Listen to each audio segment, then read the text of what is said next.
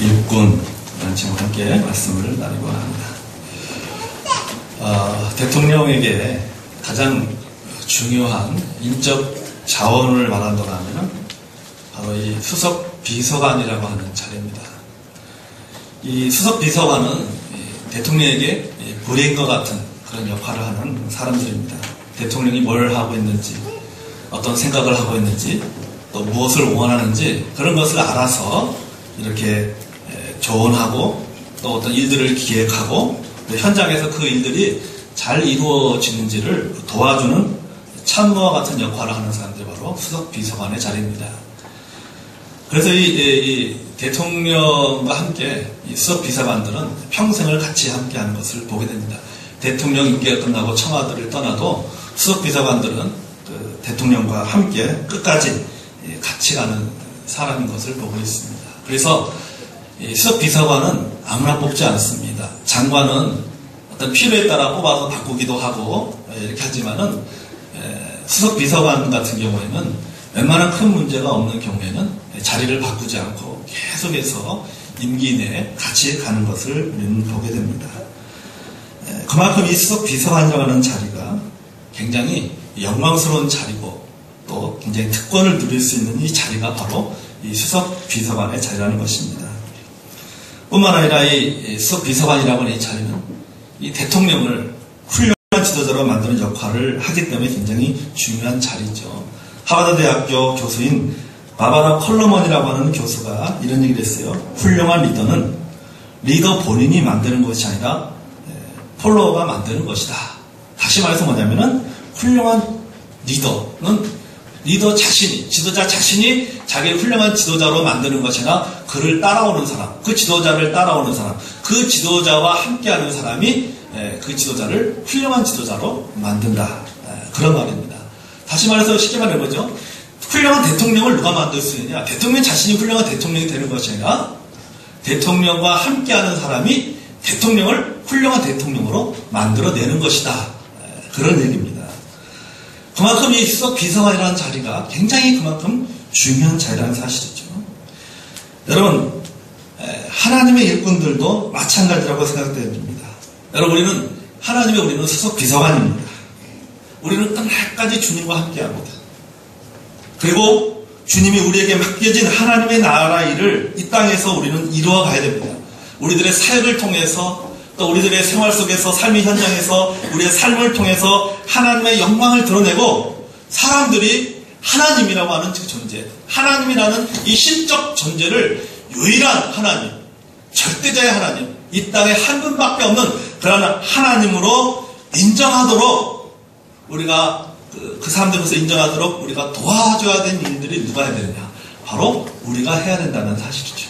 다시 말해서 대통령을 훌륭한 대통령으로 만드는 것은 그들과 함께하는 수석 비서관들이 어떤 대통령을 훌륭한 지도자로 만드는 것처럼 하나님을 하나님 되게 만들기 위해서는 하나님과 함께하는 우리들이 그 일들을 감당해야 된다는 사실입니다. 그럴 때 사람들이 참 우리들의 삶의 모습을 통해서 우리들의 사역하는 그 모습을 통해서 사람들은 하나님을 하나님으로서 인정하게 된다는 사실입니다. 자, 오늘 본문은 이 대통령의 임기를 시작하기 앞서 수석 비서관을 조직하는 것처럼 하나님께서 이제 초대교회라고 하는 교회를 시작하기 앞서서 일꾼을 뽑고 조직을 만드는 것을 우리가 볼 수 있습니다. 우리는 여기서 하나님의 일꾼을 뽑는 중요한 성경적인 원리를 우리는 발견하게 됩니다. 첫째는 하나님의 일은 팀원을 필요로 한다는 사실입니다. 하나님의 일은 팀을 필요로 한다는 사실이죠. 여러분, 우리 하나님은 예레미야 33장 1절의 말씀처럼 우리 하나님 어떤 하나님이냐? 우리 하나님이 일을 계획하시고 그 일을 이루시는 하나님이십니다. 누구를 통해서? 사람을 통해서 그 일을 이루신다고 하는 것이죠. 사람을 통해서. 하나님은 사람들을 하나님의 팀으로 부르셔가지고 팀원이 되게 하셔서 그들을 통해서 하나님은 자신의 일을 이루어 가신다는 사실입니다. 오늘 본문 17절에 보겠습니다. 오늘 본문 17절에 보면 사도행전 그 1장 17절에 뭐라고 말하고 있냐면요. 자, 이 사람은 본래 우리 수 가운데 참여하여 이 직무의 한 부분을 맡았던 자라. 그렇게 말씀하고 있습니다. 자, 이 사람이 누구를 말합니까? 누구를 말해요? 가룟 유다를 말합니다. 자, 그런데 이 유다가 예수님을 팔아먹었습니다. 그리고 그것에 대해 죄책감을 느껴서 본인이 자살했습니다. 그래서 제자의 수가 몇 명이 됐어요? 11명이 되었어요. 12명에서 한 명이 줄어들어서 11명이 되었습니다. 여러분, 여기 보면은 이 사람이 본래 우리의 수 가운데 참여하여. 여러분, 여기에 수라는 말이 나옵니다. 여러분이 굉장히 중요한 단어입니다. 여러분이 성경 읽을 때 쉽게 넘어갈 수 있지만 우리가 이 수라고 하는 이것은 굉장히 중요한 의미를 가지고 있다라고 하는 것이죠. 지금 수가 결혼되었어요. 12명이라고 하는 숫자에서 한 명이 빠져서 11명이 되었습니다. 아니, 11명이나 12명이나 한 명 차이인데 별 차이 없는 것이 아닙니까? 우리가 그렇게 생각할 수 있어요. 뭐 별 차이 없는 거예요. 11명이나 12명이나 뭐 한 명 없는 건데 뭐. 12명, 13명이나 무슨 차이가 있어요? 굳이 꼭 12명을 고집할 필요가 있을까요? 11명 그냥 하면 되잖아요.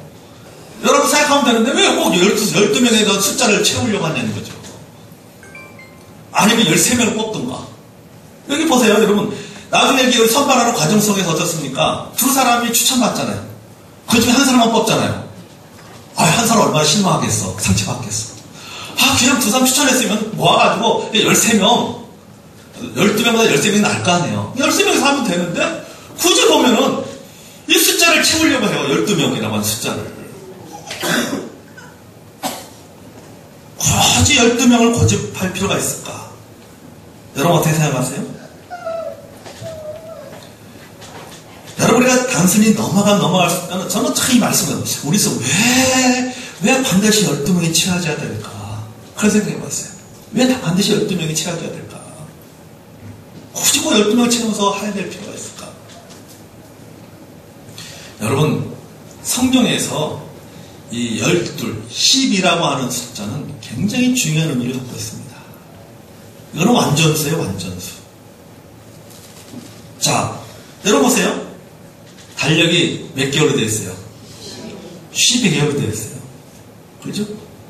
여러분, 하나님이 낮과 밤을 창조하셨습니다. 낮이 몇 시간이에요?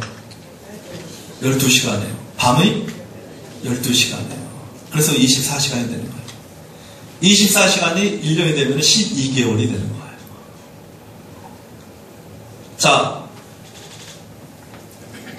새 예루살렘, 요한계시에 나오는 새 예루살렘에 이 진주문을 세운데 그 진주문이 몇 개예요? 진주문이 12개예요. 구약의 지파가 몇 지파입니까? 12지파예요. 신약에 와서 예수님이 제자를 몇 명 세워요? 12명을 세워요. 여러분 뭔가 있을 것 같잖아요. 네? 뭔가 있지 않나? 자, 우리 구약은 하나님께서 직접 역사하신 내용들이죠. 그죠? 하나님께서 사람들을 통해서 역사하신 내용입니다. 신약은 예수님을 통해서 여러 가지 일들, 또 성령님을 통해 여러 가지 일들이 이루어지는데, 자, 보면 공통적으로 12라고 하는 숫자가 있어요. 12지파, 12제자. 또 이 다음에 천국에 가면은 12짐승.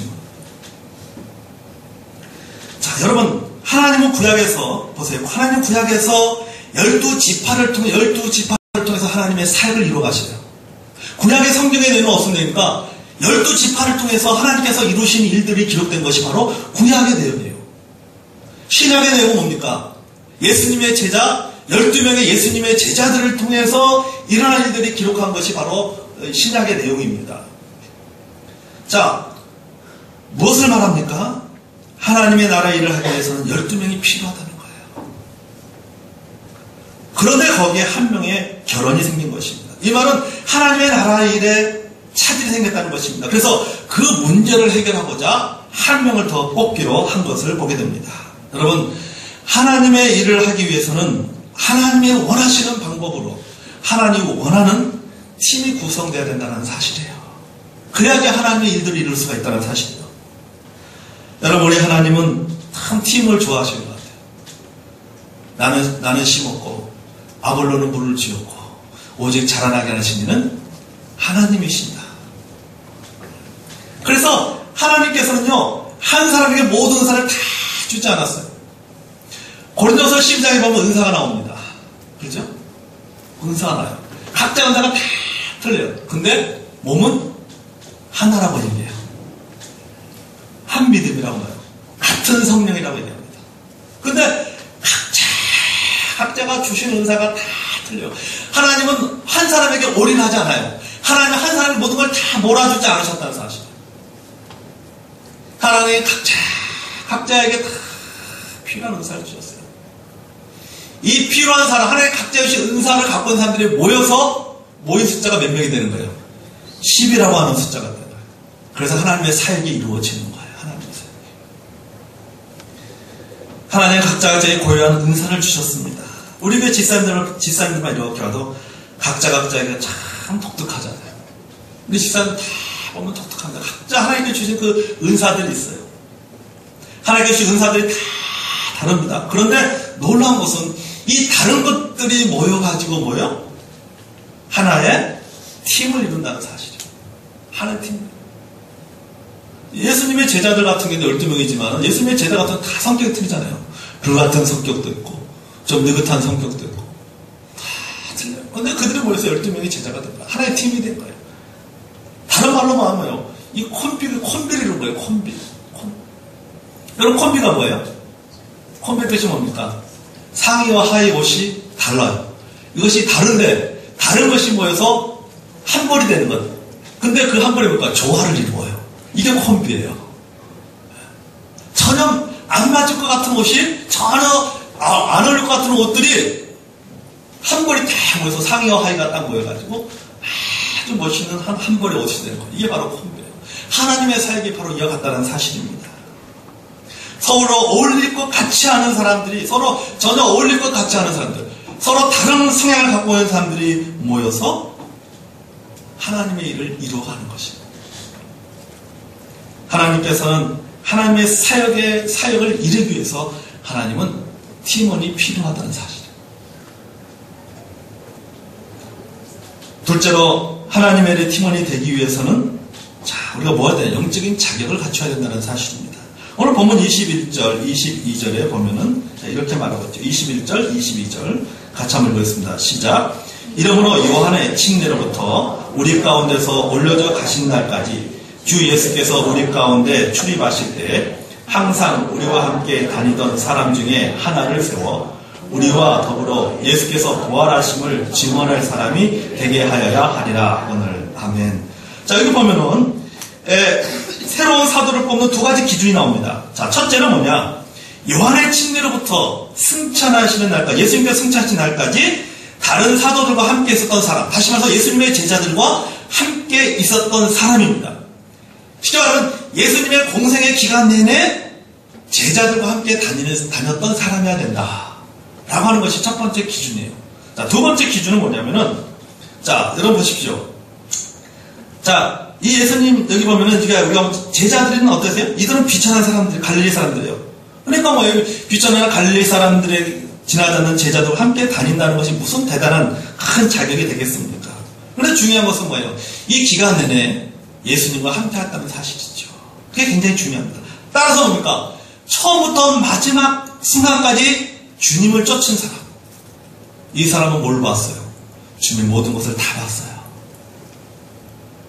주님의 말씀도 들었어요. 그렇죠? 주님과 함께 먹고 자는 역할을 했어요. 먹고 자고. 주님이 하시는 설교의 말씀도 다 들었어요. 또 주님이 행하신, 예수님이 행하신 여러 가지 기적들, 이적들도 다 보았던 사람이에요. 그러니까 한마디로 뭐예요? 뭘 말해요? 예수님에 대해서 뭐 다 알고 있는 거예요. 예수님이 어떤 분이신지, 예수님이 어떤 생각을 갖고 계신지, 예수님의 사역의 철학, 예수님이 어떤 사람을 세우는 기술, 예수님이 어떤 사람에 대해 갖고 있는 마음들, 이것까지도 다 알고 있는 사람이에요. 또 하나는 뭐냐면, 본문에 보니까는 예수님의 부활하심을 증언할 사람이다. 그렇게 말하고 있습니다. 예수님의 공생애 내내 예수님을 따라다니는 사람이라면 예수님의 생애와 예수님의 고난과 예수님의 십자가의 죽으심과 예수님의 부활을 자신의 눈으로 목격했을 뿐만 아니라 그 목격한 사실에 대해서 말할 수 있는 사람. 이런 사람이 뭐예요? 사도가 될 수 있다. 이 두 가지 기준을 제시하는 것을 보게 됩니다. 자, 이 두 가지 조건으로 사도들을 뽑습니다. 자, 여러분 보세요. 이 두 가지 조건인데 이 사도의 조건이 뭡니까? 학벌을 요구하지 않아요. 그가 얼마나 많이 배웠느냐? 어떤 경제적인 능력을 갖고 있느냐? 학벌을 요구하지 않습니다. 경제적인 여력을 요구하지 않습니다. 어떤 능력을 요구하지 않습니다. 단지 뭘 요구하는 겁니까? 예수님을 알고 예수님의 모든 것, 예수님의 섬김, 예수님의 가르침, 예수님의 권한, 예수님의 죽으심, 예수님의 부활을 몸으로 말로 증언하고 표현할 사람이면 된다. 이것이 바로 뭡니까? 사도의 자격이라는 거예요. 여러분, 하나님의 일을 이루어 나가는데, 하나님의 그 일을 이루어가는 프로젝트의 팀원이 되는 데는 여러분 학벌이 필요하지 않습니다. 능력이 필요하지 않아요.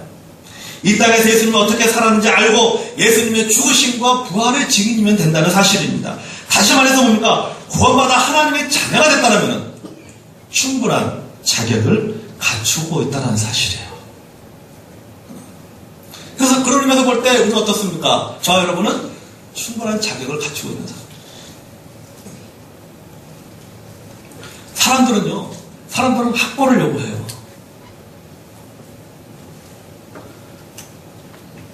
제가 아는 어떤 교회에서 담임 목사님을 초빙을 하는데, 다 떨어뜨린 거예요. 서류 심사에서 다 공부서 전해서 어떻게 됐습니까? 누가 담임 목사로 청됐습니까? 목사님과 만나지도 않고, 서류에서 다 떨어뜨렸대요. 그래서 어떻게 저렇습니까? 그러면 거기는 도대체 뭘 원하는 것입니까?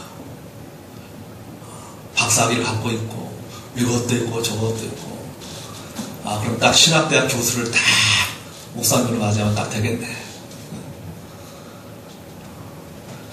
사람들은 학벌을 봐요. 교회에서 성도들도 학벌을 봅니다. 그러니까 이 목사님들 가운데도 어떻습니까? 이 가짜 학위를 어떻게 하든 그 이상한 데 가서 학위를 따려고 하는 그런 분들이 있어요. 미국 한 번도 갔다 오지 않은데도 불구하고 말이죠. 미국 무슨 박사학위고, 성도들은 모르지요. 무슨 신학대 박사 모르지요. 진짜 그런데 보면 알거든요. 이거 돈만 주면 주는 박사학위인지, 진짜 공부해야지 받을 수 있는 박사학위인지 딱 말거든요. 사람들은 이런 거래요. 성도들은 이런 걸 원해요. 그럼 하나님 원하시는 건 뭐예요? 부활의 목격자면 된다는 사실이에요. 예수님에 대해서 알고 있으면 된다는 사실입니다. 여러분, 구원받은 하나님의 자녀가 되었다면 우리는 충분한 자격을 갖춘 것이에요.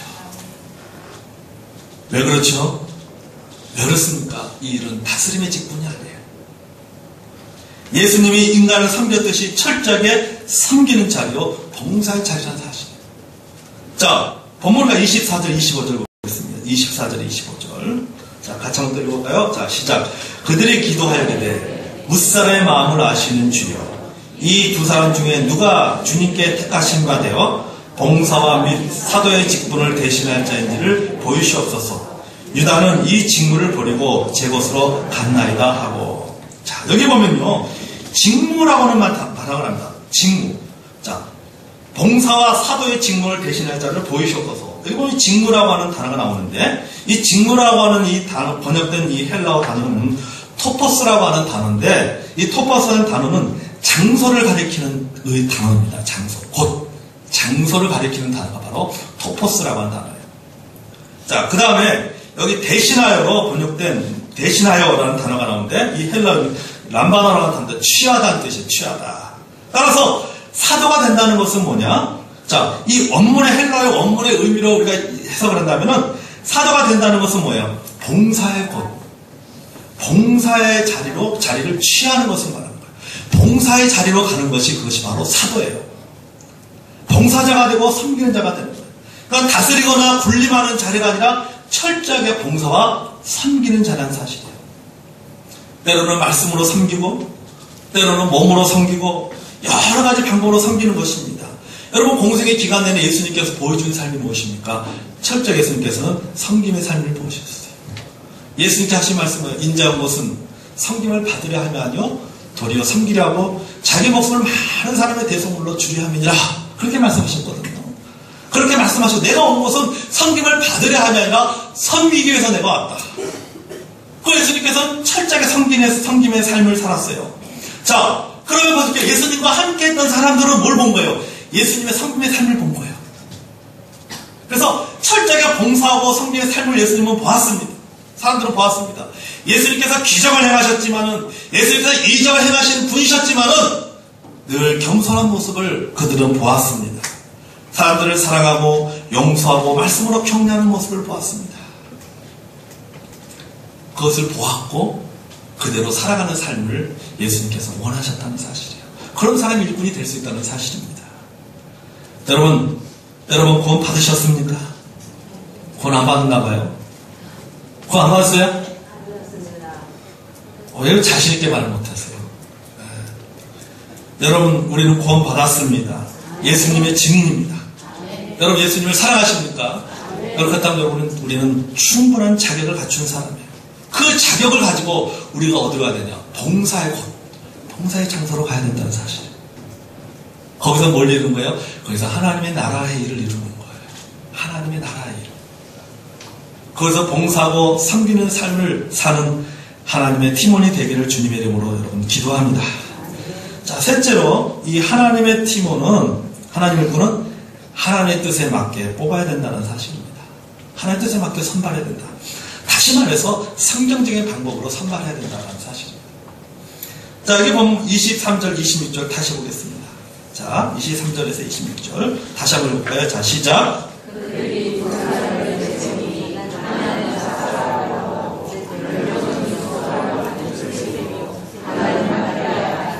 그들이 기도하여 이르되 뭇사람의 마음을 아시는 주여 이 두 사람 중에 누가 주님의 택하신 바가 되어 봉사와 및 사도의 직무를 대신할 자인지를 보이시옵소서. 나는 이 직무를 버리고 제 것을 받나이다 하고 제비 뽑아 맞대를 얻으니 그가 열한 사도의 수에 들어가니라. 아멘. 자, 여러분 지금 하가의 다락방에 모인 120명의 사람들은 굉장히 중요한 결정을 눈앞에 두고 있어요. 바로 사도를 뽑는 문제입니다. 근데 이 사도를 뽑는 문제에 대해서 누가 제안을 먼저 하죠? 제안을 누가 해요? 베드로가 합니다. 베드로가 먼저 제안을 해요. 기도하고 난 다음에 베드로가 제안합니다. 여기 보면은 15절에 그렇게 말하고 있죠. 모인 무리에서가 약 120명이 되더라. 그때 베드로가 그 형제들 가운데 일어서서 이르되 그렇게 말하고 있어요. 베드로가 이야기를 꺼내기 시작합니다. 그런데 이 베드로의 주장하는 내용을 살펴보면요. 이 16절부터 쭉 살펴보면 굉장히 성경적인 것을 알 수 있어요. 그는 유다의 문제에 대해서 자신의 결연을 말하는 것이 아니라 성경의 이야기를 말합니다. 여기 보세요. 16절 형제들아 성령이 다윗의 입을 통하여 예수 잡은 자들의 길잡이가 된 유다를 가리켜 미리 말씀하신 성경이 응하셨으니 마땅하도다. 우리 가운데 본래 우리 가운데 참여하여 이 직무의 한 부분을 맡았던 자라. 그러면서 쭉 말하기를 이제 20절에 그렇게 말하고 있죠. 시편에 기록하였을 때 그의 거처를 황폐하게 하시며 그의 거기 거하는 자가 없게 하소서 하였고 또 이르렀을 때 그 직분을 타인이 취하게 하소서 하였도다. 그렇게 말씀하고 있어요. 자, 이 말은 뭐냐면요. 그 유다의 문제에 있어서 사도를 뽑는 이 문제에 있어서 자기가 어떤 견해, 난 이런 견해를 갖고 있다. 난 이런 생각을 갖고 있다라고 말하는 것이 아니라 지금 유다는 이 베드로는 성경의 이야기를 하고 있는 거예요. 시편에 나오는 이야기를 지금 하고 있는 거예요. 시편의 말씀을 근거로 성경적인 방법에 대해서 이야기하고 있습니다.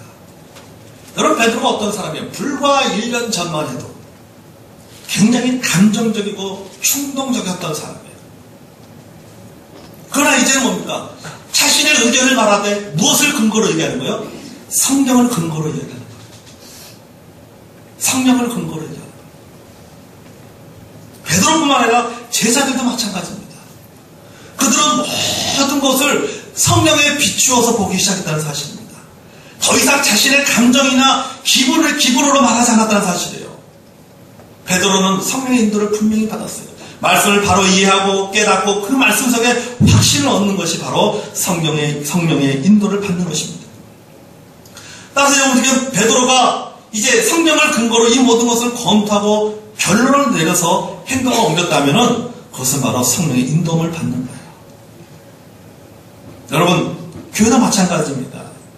우리가 하나님의 일을 하는 데 있어서, 우리 하나님 일을 하는 데서 어떤 것들을 조직하고 어떤 일들을 할 때에 우리가 교회 안에서 마찬가지예요. 교회 안에서 우리가 아무리 좋은 의견과 방법이 있다 할지라도 말씀에 근거한 깊은 확신이 없다면, 그리고 그 말씀에 근거한 방향 설정이 없다면 그것은 성령의 인도가 아니라는 사실이에요. 여러분, 우리는 성경인 이 하나님의 말씀에 근거하여서 하나님의 일을 결정하고 해 나가야 된다는 사실이에요. 어떤 방법이 중요한 것이 아니라 어떤 전례와 관습과 어떤 전통이 중요한 것이 아니라 성경에 근거하여서 하나님의 일을 우리가 그걸 결정하고 해 나가는 것이, 그것이 바로 성경적인 방법이라는 거예요. 그것이 하나님의 일을 해 나가는 방법이에요. 이제 그들이 두 사람을 추천합니다. 누굴 추천해요? 마띠아와 요셉입니다. 그들이 마띠아와 요셉을 놓고 하나님께 기도합니다. 그 기도의 내용을 보십시오. 기도의 내용. 뭐라고 기도하죠? 24절에. 그들이 기도하여 이르되, 두 사람을 놓고 기도하는 거예요. 그들이 기도하여 이르되, 뭇사람의 마음을 아시는 주여. 그렇게 말씀하고 있어요. 뭇사람을 아시는 주여. 특정한 사람의 마음이 아니라 모든 사람의 마음을 아시는 주님이라고 고백하고 있어요. 하나님은 우리의 마음을 알고 계신다는 사실. 하나님은 우리의 생각을 알고 있다는 거예요. 우리의 생각을 알고 계신다는 것입니다. 하나님은, 자, 120명의, 마가의 닭들 120명의 사람이 모였어요. 모여서 그들이 이제 두 사람을 놓고 이제 한 사람을 뽑아야 되는데, 이제 기도합니다. 뭇사람을 아시는 주여 하면서 기도합니다. 자, 하나님께서는 다 알고 있어요. 이 120명의 사람들 중에서 마띠와 요셉 중에 누구를 더 원하고 계시는지 하나님은 알고 계신다는 거예요. 여러분 생각해 보십시오. 두 사람 중에 한 사람을 선택해야 됩니다. 우리가 둘 중에 하나를 선택할 때 사람들은 나름대로의 기준을 가지고 선택을 하게 되어 있습니다. 그러면은, 자, 마띠아와 요셉, 이 120명이 이 두 사람을 놓고 투표를 하게 되는데, 보세요. 이 두 사람 중에 어떤 사람은 마띠아를 원하는 사람이 있을 거예요. 어떤 사람은 요셉을 원하는 사람이 있어요. 아, 요셉이 사도가 되었으면 좋겠다. 또 어떤 사람은, 아, 마띠아가 사도가 되었으면 좋겠다. 그러니까 하나님은 다 알고 계시는 거예요. 누구는 누구를 좋아하고, 누구를 뽑으려고 하고, 누구를 뽑으려고 하는지 다 아시는 거예요. 선택하는 문제에 있어서 나름대로의 기준을 가지고 선택합니다. 상대방의 어떤 그 사람의 성격을 보는 사람도 있을 것이고, 학력을 보는 사람도 있을 것이고, 능력을 보는 사람도 있을 것이고, 120명의 모인 사람들도 마찬가지입니다. 각자의 생각이 있습니다. 각자의 기준이 있습니다. 하나님은 이런 사람들의 마음을 다 아신다는 거예요. 이런 사람들의 생각을 다 아신다는 사실. 그럼에도 불구하고 그들은 기도합니다. 여러분, 이게 성숙한 모습이에요. 그럼에도 불구하고 그들은 기도했다는 거죠. 뭘 기도했어요? 내가 원하는 사람이 아니라, 내가 뽑혔으면 좋겠다라고 하는 사람이 아니라, 내 마음에 맞는 사람이 아니라, 내 생각과 같은 사람이 아니라 어떤 사람이요? 하나님의 마음에 합한 사람이 뽑혀지길 원한다는 사실입니다. 하나님의 뜻에 맞는 사람이 선택되기를 그를 기도하고 있는 것입니다. 그래서 그들이 쓰는 방법이 뭐예요? 제비를 뽑는 거예요.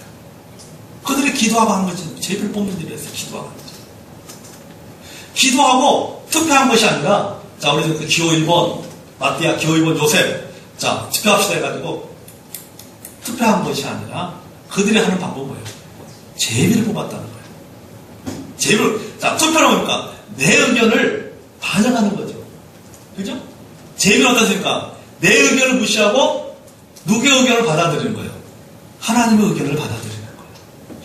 하나님의 뜻을 받아들이는 거예요. 자, 제비를 뽑으면서 그들은 하나님의 뜻을 구합니다. 잠언 16장 33절에 제비는 사람이 뽑으나 모든 일을 작정하기는 여호와께 있느니라. 그렇게 말씀하고 있습니다. 여러분, 이 제비뽑기가 어떤 무책임한 투표 방법이 아닙니다. 무슨 복불복이 아니에요. 제비를 뽑는다고 한다는 것은 뭡니까? 그들은 하나님의 선대에 대한 철저한 믿음을 갖고 있었다는 사실이죠. 그러니까 그들이 하나님의 선대에 대한 철저한 믿음을 가지고 있었기 때문에 제비 뽑는 일이 가능한 거예요. 나는 막대가 되기 원하지만은, 나는 요셉이 되기 원하지만은, 그러나 내가 제비를 뽑았을 때 제비로 인해서 결정되어지는 그 사람, 그것은 하나님의 선대에 의해서 결정되는 사람이고 하나님의 뜻에 맞는 사람이다, 하나님이 원하는 사람이다라고 하는 그것에 대한 분명한 확신이 있었다는 거예요. 그리고 그 결과에 대해서 뭐예요? 그것을 하나님의 뜻으로 받아들이겠다라고 하는 그런 순종하는 마음, 성숙한 마음이 이 120명의 사람들에게는 있었다는 사실이에요. 지금 우리에게는 성령이 계셔서 우리에게 말씀해 주시고 확신 주시지만 그 당시에 아직 성령이 임하지 않은 상태입니다. 그래서 그들은 이 구약적 방법을 선택한 거예요. 제비를 뽑는다는 이 구약적 방법을 선택했습니다. 근데 그 이유는 어떻습니까? 신약에 와서는 제비 뽑는 내용이 나오지 않아요. 그러나 그들이 이 사도를 선택하는 과정을 보면은 아까 말했지만 철저하게 말씀과 기도로 이루어지는 것을 보게 돼요. 말씀과 기도로 이루어져요. 그냥 뽑은 것이 아니라 기도했어요. 베드로가 그냥 말하는 것이 아니라 보니까 성경을 통해서 이야기했어요.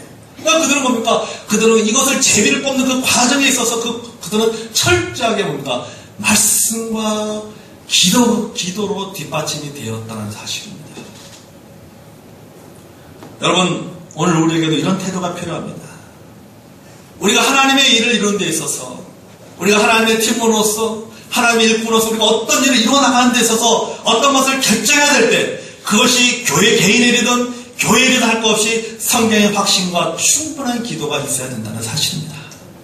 그것이 성경적인 방법이에요. 오늘날 우리는 일꾼을 세울 때나 어떤 일을 결정할 때 투표를 합니다. 투표를 통해서 우리는 결정합니다.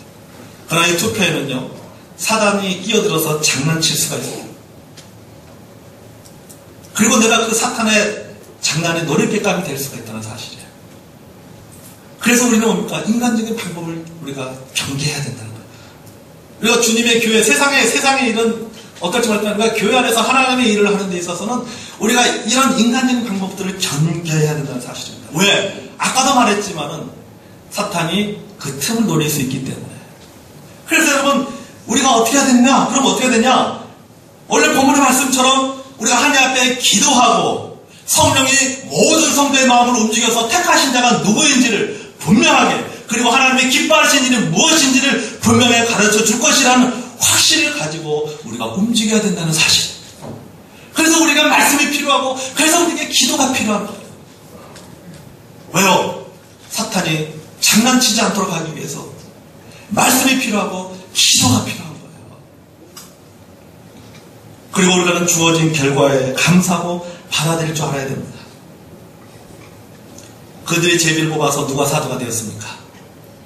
누가 사도가 되었어요? 막대가 되었습니다.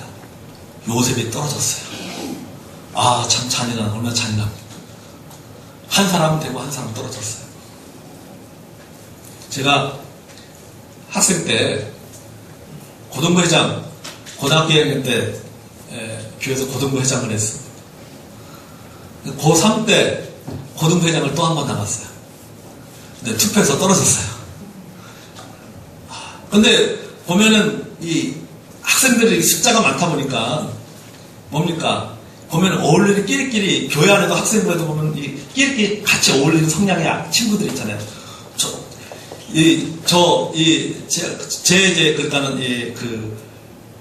어떤 분이냐면,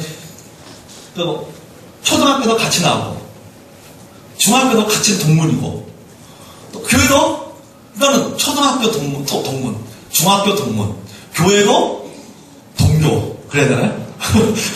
같은 교회. 그랬단 말이죠. 그러니까는 또, 나름대로 그 새가 있어요. 교회 안에서 그 새가 있었어요. 네, 그 새가. 시대 어떤 그런 기득권이라고 하는 거죠. 네. 그 기득권의 세력이 있었어요. 어떤 파워를, 영향력을 줄 수 있는 그런 어떤 학생부나 중등부라든지 고등부에 영향력을 줄 수 있는 그 의견들이 있어요. 그래서 누가 와서 의견 내면은 막 밀어서 그게 막 막 의견이 채택됐을 때 막 밀어줍니다. 막 그러거든요. 그래서 이제 고등학교 올라가지고, 고등학교 1학년 때, 저희 제가 고등부에 새로운 세력이 오기 시작했어요. 흔히 마포고등학교 세력들이라고 하죠.